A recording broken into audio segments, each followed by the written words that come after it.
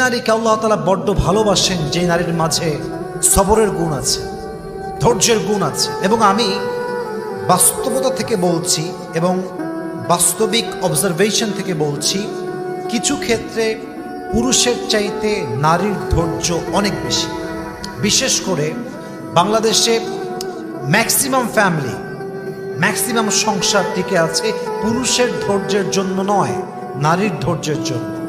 নারী যদি জাস্ট একবার ধৈর্য হারিয়ে ফেলে শাশুড়ির জন্য, শ্বশুরের জন্য, নিজের স্বামীর জন্য, জাস্ট একবার ধৈর্য হারিয়ে ফেলবে, জবান খুলে প্রতিবাদ করবে, সঙ্গে সঙ্গে সংসারটা ভেঙে চুরে তছনছ হয়ে যাবে।